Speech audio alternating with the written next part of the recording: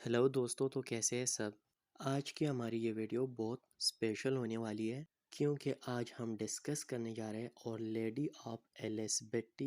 Written by Mohammad Hanif. Video बहुत मज़े की है, समझने के लिए शुरू से आखिर तक ज़रूर देखिएगा। अगर अभी तक आपने मेरे चैनल को सब्सक्राइब नहीं किया है तो चैनल को सब्सक्राइब करें, वीडियो को लाइक करें, कमेंट सेक्शन में अपने राय का इजहार ज़रूर करें। तो सबसे पहले मोहम्मद हनीफ की थोड़ी सी इंट्रोडक्शन करवाते हैं। मोहम्मद हनीफ एक पाकिस्तानी राइटर हैं एंड जर्नलिस्ट भी। वो नवंबर 1964 को उकाड़ा में पैदा हुए एंड प्रेजेंटली इसकी एज 57 ईयर्स है। इसके पास दो कंट्री की नेशनलिटी है, यानी Pakistan and UK United kingdom की। करंटली ये न्यूयॉर्क टाइम के लिए काम करता है एंड इसको हम लिबरल एंड फेमिनिस्ट राइटर भी कह सकते हैं क्योंकि इसके राइटिंग में हमें लिबरलिज्म एंड फेमिनिस्ट अप्रोच की एग्जाम्पल देखने को मिलती है। एंड इसी नावल में भी इसने यही बताया है कि वुमेन को हमारे सोसाइटी में कैसे एक्सप्लॉइट किया जाता है। इस नावल की जो सेटिंग है वो कराची है, sacred heart hospital. And main focus of the story जो है वो minority rights and gender discrimination है। एंड अगर हम इसके मेन थीम्स की बात करें तो वो करप्शन है, फेथ एंड रिलीजियस डिस्क्रिमिनेशन है, थीम ऑफ लव है। तो आइए आप समरी स्टार्ट करते हैं। इस नावल की शुरुआत कुछ यूँ होती है कि एलिस बट्टी जो है वो फोर्थ स्केल नौकरी के लिए सेक्रेड हार्ट हॉस्पिटल में इंटरव्यू देने आती है। वहाँ पे डॉक्टर्स एंड नर्सिस का एक ग्रुप बैठा होता है जिसने इंटरव्यू करनी होगी एलिस बट्टी की। इसमें डॉक्टर ओतो एंड डॉक्टर परेरा एंड एक सिस्टर जो नर्स होती है सिस्टर हीना, ये ग्रुप जो है इन लोगों पे मुश्तमिल होता है। ये सारे लोग बैठे होते हैं और ये एलिस बट्टी के इंटरव्यू लेते हैं। अच्छा, तो सिस्टर हिना जो है वो नहीं चाहती कि मतलब एलिस बट्टी को एज अ नर्स रखा जाए, लेकिन नूर जो होता है, जो बाद में हम डिस्कस करेंगे, जो एलिस का फ्रेंड होता है, वो जो है वो रेजिस्ट करवाता है और कोशिश करता है कि एलिस बट्टी जो है एज अ नर्स सेलेक्ट हो जाए हॉस्पिटल के लिए। एंड इसी वजह से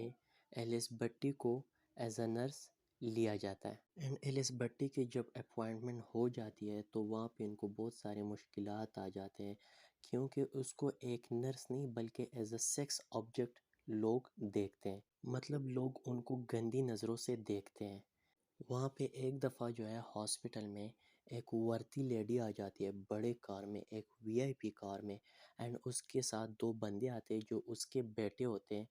तो वो दो बेटे जो है वो भी ज़बरदस्ती सेक्सुअल कांटेक्ट कायम करते हैं एलिस बट्टी के साथ। तो यहाँ से आप देख सकते हैं कि उसको कैसे लोग गंदी नज़रों से देखते हैं। एंड यहाँ पे ये बताया गया है कि क्रिश्चियन लेडी को जो है वो एज अ सेक्स ऑब्जेक्ट लिया जाता है एंड लोग उसको यूज़ करते हैं। एंड दूसरी बात ये है कि लोग उसको चूड़ा भी कहते हैं क्योंकि ये क्रिश्चियन होते हैं, तो क्रिश्चियन को लोग वैसे भी चूड़ा वगैरह इस तरह के वर्ड्स यूज़ करते हैं। तो ये जब ट्रेनिंग ले रही होती है अपने नर्सिंग की, तो वहाँ पे जो मुस्लिम लड़कियाँ होती है वो इसको चूड़ा वर्ड से मुखातिब करते हैं एंड इसके महल्ले वाले भी इसको चूड़ा वर्ड से पुकारते हैं। तो यहाँ पे हम क्लियरली जेंडर डिस्क्रिमिनेशन को देख सकते हैं। सो मोहम्मद हनीफ ने एलिस के करेक्टर को इस अंदाज से प्रेजेंट किया है कि लोगों को उस पे तरस आता है क्योंकि उसको जिस तरह से सफ़र करना पड़ता है, एहतिसाल होता है उसका, तो उसको देख के लोगों को उसके ऊपर तरस आता है। जब इसकी अपॉइंटमेंट एज अ नर्स हो जाती है तो एक दफ़ा जो है ये एक सर्जन के साथ ऑपरेशन थिएटर में होते हैं और वो सर्जन ऑपरेशन कर रहा होता है। उससे वो ऑपरेशन गलत हो जाता है, उससे उसकी गलती होती है उस सर्जन की, लेकिन वो सारा इल्ज़ाम एलिस के ऊपर लगा देता है कि ये सारा एलिस बट्टी की वजह से हुआ, जिसके पादाश में ये जेल चली जाती है जिसमें उसे 18 साल की सज़ा हो जाती है। जब इसको जेल भेजा जाता है तो वहाँ पे इसके वालिद जो है वो एक लॉयर को करवाते हैं ताकि वो इसका केस लड़ सके, जिसकी वजह से इसके सज़ा में 4 साल की कमी हो जाती है और ये 14 साल जेल गुजारने के बाद, काटने के बाद रिहा हो जाती है। تو پھر یہ جو ہے یہ بھی بتاتی ہے کہ وہاں جیل میں لڑکے اینڈ لڑکیوں کو کس طرح ان کا استحصال ہوتا ہے، کہاں وہاں پہ ان لڑکوں اینڈ لڑکیوں کو کیسے as a sex object use کرتے، اینڈ باقی بھی سب کچھ بتا دیتے کہ مطلب وہاں پہ ان کے ساتھ اور کیا کیا ہوتا ہے، سیکس کے علاوہ بھی ان پہ کیا کیا ظلم ہوتے ہیں وہاں پہ۔ جب یہ جیل سے واپس رہا ہو کوئی واپس آتی ہے تو سب سے پہلے یہ اس سرجن کو مار دیتی ہے، کیونکہ اس کی وجہ سے یہ جیل میں گئی ہوتی ہے، غلطی اس سرجن کی ہوتی ہے اور بلیم کس کو کرتے، ایل ایس بٹی کو۔ اینڈ سرجن پہ اس نے اٹیک کیسے کیا تھا کہ گملہ اٹھا کے اس کے سر پہ مارا تھا۔ کیوں مارا تھا؟ کیونکہ یہ کہتی ہے کہ مطلب میرا کوئی قصور نہیں ہے اور اس نے سارا الزام میرے اوپر لگایا، تو یہ بہت پریشان ہوتی ہے، جس کے بعد اسے پھر جیل میں بھیجا جاتا ہے اور اس کے بعد یہ 14 سال کی سزا کمپلیٹ کر کے واپس آتی ہے۔ پھر اس کے بعد یہ آ جاتی ہے سیکرڈ ہارٹ ہاسپٹل میں انٹرویو دینے، اینڈ اس سے پہلے میں نے جو بات کی وہ دوسرے نرسنگ ٹریننگ کے لیے یہ جہاں پہ جاتی ہے وہ میں نے اس کی بات کی، اینڈ سزا کاٹنے کے بعد یہ اب سیکرڈ ہارٹ ہاسپٹل میں انٹرویو دینے آتی ہے، جہاں پہ اس کا احتسال بھی ہوتا ہے۔ جاب کے دوران ایک شخص جس کا نام ٹیڈی بٹ ہے، وہ ایک انسپیکٹر کے ساتھ آتا ہے جس کا نام انسپیکٹر ملنگی ہے، اینڈ وہ ایک لڑکے کو پکڑ کے لے کے آتے ہیں ہاسپٹل جس کا نام ابوذر ہوتا ہے، اینڈ انسپیکٹر ملنگی کہتے ہیں کہ یہ ابوذر لڑکا جو ہے یہ ایک دہشت گردی میں ملوث ہے۔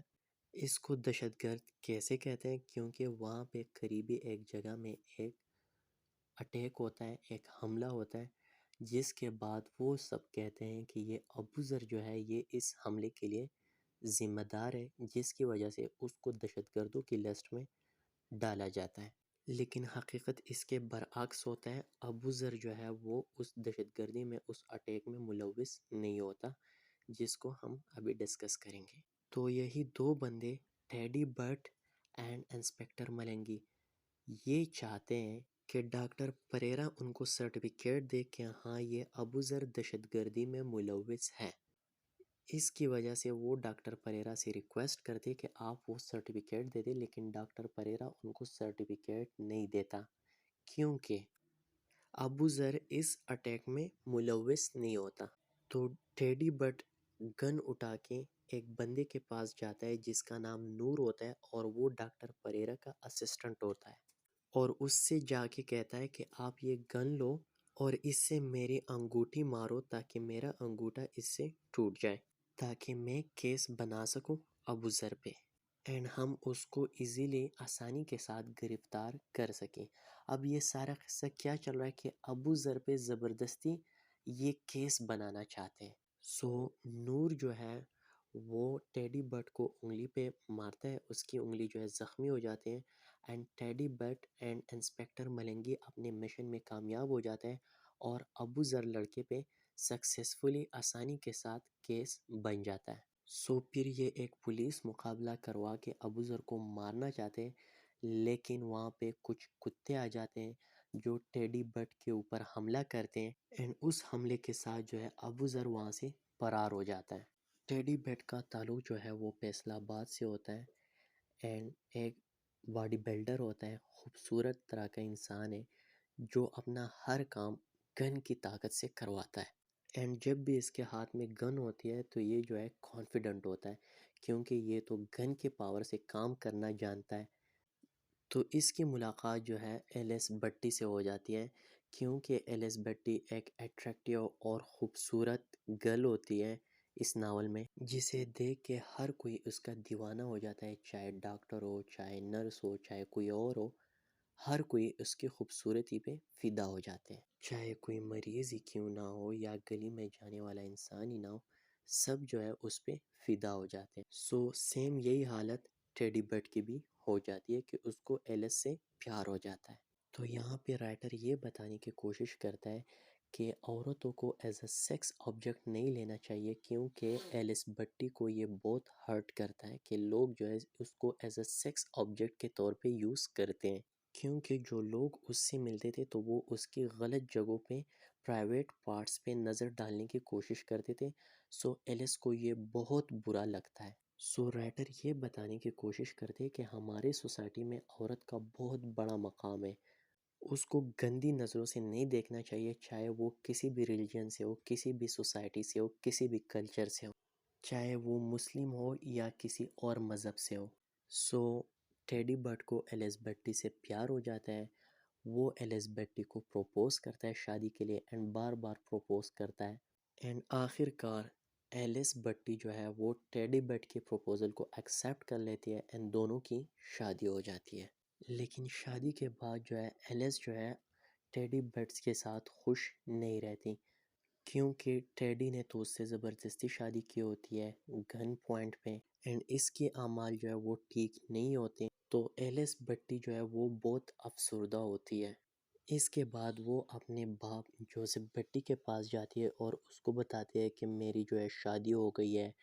ٹیڈی بٹ کے ساتھ۔ پھر یہ ہاسپٹل چلی جاتی ہے، اینڈ وہاں پہ اس کی ڈیوٹی لیبر روم میں لگ جاتی ہے۔ لیبر روم میں اس کی اور سسٹر ہنا کی ڈیوٹی ہوتی ہے۔ وہاں پہ ایک عورت آتی ہے جو پریگننٹ ہوتی ہے اور اس کا بیبی برن ہونے والا ہوتا ہے۔ سو ڈیلیوری کے بعد جب بیبی برن ہو جاتا ہے تو اس کی ماں کی ڈیتھ ہو جاتی ہے، اینڈ ایسا لگتا ہے کہ یہ بچہ جو ہے یہ بھی مر گیا ہے۔ سو ایلس بٹی جو ہے وہ کریس سے فریاد کرنے جاتی ہے سوز سے، اور دعا کرتی ہے کہ اس بچے کو زندہ کرے، اور اس کے بعد وہ بچہ زندہ ہو جاتا ہے۔ سو پھر اس کے بعد کیا ہو جاتا ہے کہ ہر طرف یہ بات پھیل جاتی ہے کہ یہ اس بندی نے ایسا ہی کارنامہ سر انجام دیا ہے کہ دعا کر کے بچے کو زندہ کیا، تو سارے علاقے میں مشہور ہو جاتا ہے، ہر طرف یہ پھیل جاتا ہے کہ اس میں ایک روحانی طاقت ہے ایلس بٹی میں، اینڈ وہ بار بار بتانے کی کوشش کرتی ہے کہ ایسی کوئی بات نہیں ہے، لیکن لوگ جو ہے اس کو ماننے کے لیے تیار نہیں ہوتے، کیونکہ وہ بیبی جو ہے وہ آلریڈی زندہ ہوتا ہے، لیکن کچھ ٹائم کے لیے اس کو تھوڑا سا ایشو ہوتا ہے، تو ان لوگوں کو ایسا فیل ہو جاتا ہے کہ یہ مرا ہوا ہے۔ اس کے باپ جوزف بٹی میں بھی روحانی طاقتیں ان کے پاس بھی ہوتی ہے، کیونکہ جب وہ اپنے وکیل کے پاس جاتا ہے کہ ایلس کا ضمانت کروائے، سو اس وکیل پہ سٹومچ پین ہوتا ہے، اس کو پین ہوتا ہے، درد ہوتا ہے، تو جوزف بٹی جو ہے سورہ عصر کی تلاوت کرتے ہیں، جس کے ساتھ وہ لائر جو ہوتا ہے وہ ٹھیک ہو جاتا ہے۔ تو اسی طرح جو ہے یہ ایک کرامت ہو گئی، لیکن دونوں باپ بیٹی کہتے کہ نہیں، یہ کوئی کرامات نہیں ہے، ہمارے پاس کوئی ایسی بات نہیں ہے، کوئی روحانی طاقت نہیں ہے،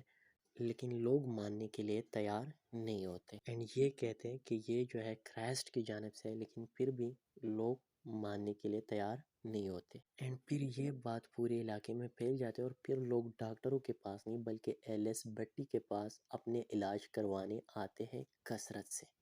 ایلس ان لوگوں کے کہتی ہے کہ میرے پاس ایسا کچھ نہیں ہے، کیونکہ اگر ایسا ہوتا تو اگر بچہ زندہ بچ گیا ہے تو اس کی ماں کیوں مر گئی، اگر ایسا ہوتا تو پھر اس کو بھی زندہ ہونا چاہیے تھا۔ ایلس بٹی اس بچے کو اپنے پاس رکھتی ہے، کیونکہ وہ ایک ناجائز اولاد ہوتا ہے، اس کے لینے کوئی نہیں آتا، اور اس کی ماما کی تو آلریڈی ڈیتھ ہو چکی ہوتی ہے، تو سسٹر ہنا اس کو کہتی ہے کہ آپ میرے گھر آ جائے اس بچے کو ساتھ لے کے، کیونکہ ایک کاغذی کارروائی ہوتی ہے، اور اس کاغذی کارروائی میں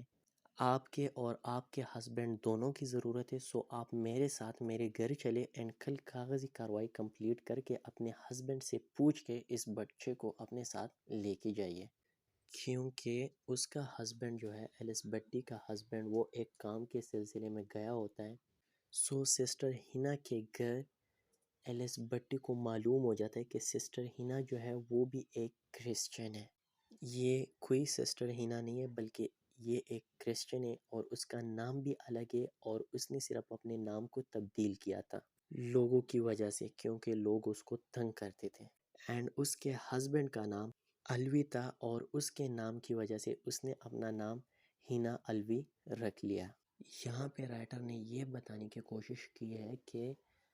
ہینا الوی نے اپنا نام کیوں چینج کیا تھا، کیونکہ ہماری سوسائٹی میں اگر آپ مسلم ہے، سنی ہے یا پنجابی ہے تو آپ کو زیادہ سیکیورٹی اینڈ ریسپیکٹ دی جاتی ہے، اسی وجہ سے اس نے سسٹر ہینا نے اپنا نام چینج کیا تھا، تاکہ مجھے بھی سیکیورٹی ملے اینڈ لوگ ریسپیکٹ کی نظر سے دیکھنے لگ جائے۔ سو یہ اگلے دن جو ہے نکل جاتی ہے اپنے ہسبینڈ کو ڈھونڈنے کے لیے، ٹیڈی بٹ کو ڈھونڈنے کے لیے، کیونکہ یہ ان کو یہ بتانا چاہتی ہے کہ میں پریگننٹ ہوں، اور اس کے علاوہ جو ہے وہ بیبی کے بارے میں بھی بتانا چاہتی ہے کہ میں نے ایک بیبی کو ایڈاپٹ کیا ہے۔ سو ایلس بٹی جو ہے اس سلسلے میں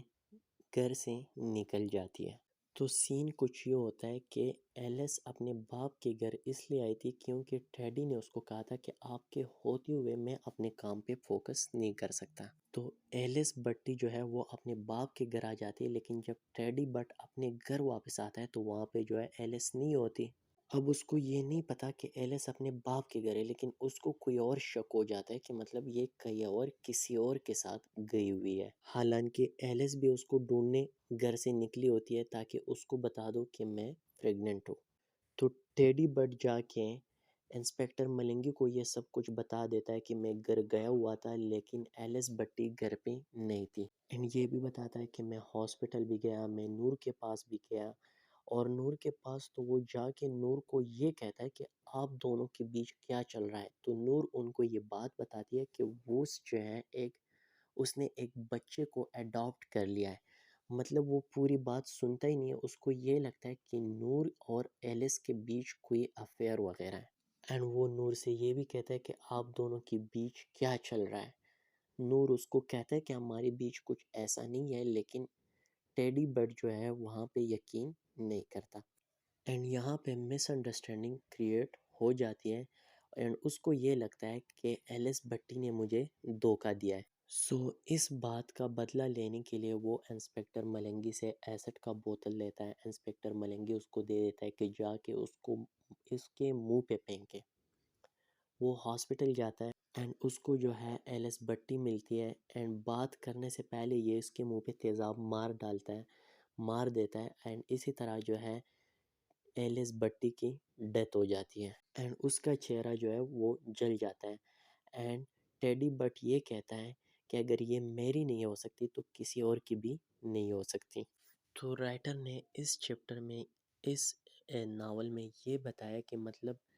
ایلس کو اتنے ہرڈلز کریٹ ہوتے ہوئے بھی، سوسائٹی کی طرف سے ہریسڈ ہوتے ہوئے بھی، پھر بھی وہ ایک رحم دل عورت ہے۔ اینڈ اسی وجہ سے رائٹر نے ایلس کو ہولی مدر کے ساتھ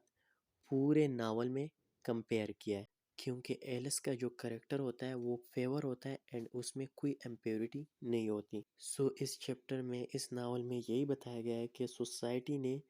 ہیومیلیٹ کیا ایلس کو، سپریس کیا ایلس کو، اینڈ اسی وجہ سے اس نے ڈیتھ کو پیس کیا۔ اینڈ یہاں پہ اور کیا بتاتا ہے کہ مطلب ان لوگوں کے بیچ جو ہے مس انڈرسٹینڈنگ کریٹ ہو گئی ٹیڈی بٹ کے اینڈ ایلس کے، اینڈ اسی وجہ سے جو ہے ان کے سارے تعلقات خراب ہو گئے۔ ہوپس ہو کہ آپ لوگوں کو یہ سمری سمجھ میں آئی ہوگی۔ کریکٹرز اینڈ تھیمز ڈسکس کریں گے اگلی ویڈیو میں۔ شکریہ۔